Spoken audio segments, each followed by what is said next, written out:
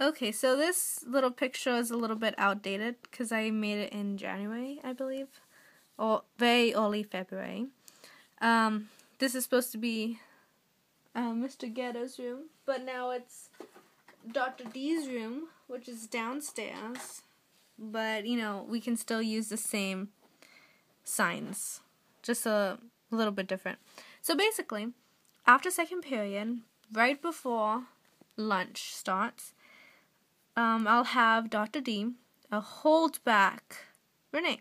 Just like talking to him, maybe give him a riddle or something, just distract him until we can set everything up. And during that time, all the signs will be put in place. Hopefully by then, all this will be set up during the period before sometime. So then after that, I'll give Anne Mayfield, which is one of Renee's closest friends, the signal to walk in and say, "Hey, Rene, this is crap. I forgot. Oh, come on.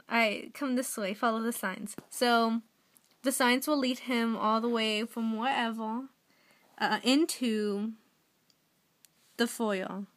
So from here to there. And as soon as he walks into the foyer, either, depending on who I can get, be the signs, hold the signs. If I don't have enough, Sanji will be here holding the sign. And then she'll be like, "Hey, walk along this little path of rolled up paper, like the paper chains we made, and solve these cubes." So she'll stand behind the table and guide Rene through all this. And then, so basically, he'll solve the cubes. That's the first challenge. And then afterward, I have a riddle. 2 stanzas. Kind of, the fourth stanza explains what order to put them in. So get the fourth one and put it first. Then the second one and put that, whatever order. I'll read you the riddle later. So then that basically tells him to switch everything and put them in the right order. Then the second stanza explains how to look at it. Basically, look at the corner, not straightforward or from above or from whatever. Look at it at an angle. And hopefully I put that just in case it's not obvious to him that you have to look at the angle, like one of the corners, to read it. And then, so this is the order initially, after he solves it all. And then that's when he solves it. It's a room number. Now, I don't expect him to know all the rooms, especially this one, because that's the only room downstairs that is actually in the cafeteria. So, I'm going to tell Sanji to say, "Ask the office." That's supposed to be in my backpack, but the idea was that I would tell him, "Oh, I always carry this map with me in my backpack." So he would see the backpack and look at it for the map. But I don't want to do that. So I'm just going to tell Sanji to ask the office, or tell him to ask the office. And in there, on the door, and on this, on the desk, would be a map of the school, very clearly labeling where the room is. And I'm actually using one of my own maps that I made of the school.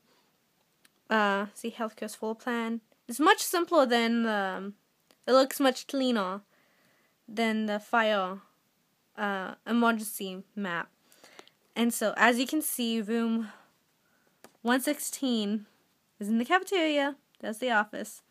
Very clearly labeled. So that's for him. Okay.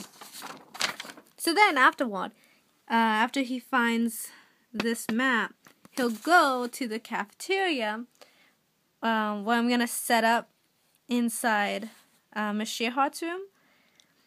And it's either going to be Miss Shearhart's room or these storage rooms that the janitors use. I don't know if I want to ask them to use it because they'll probably say no. And I don't know.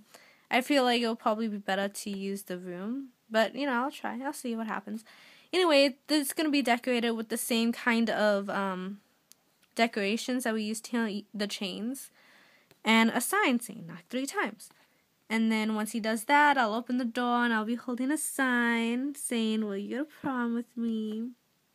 And I'll wear a dress and everything. And that will be it. So it's pretty intricate. I'm trying to knock off 2 things off my bucket list at once. Propose to someone and create an epic scavenger hunt, which this is a scavenger hunt. We'll see how it goes. I'm planning on asking someone or Aaron to film it so I can see his reaction, because I'll be in this room the whole time. And it's going to be really fun. Okay.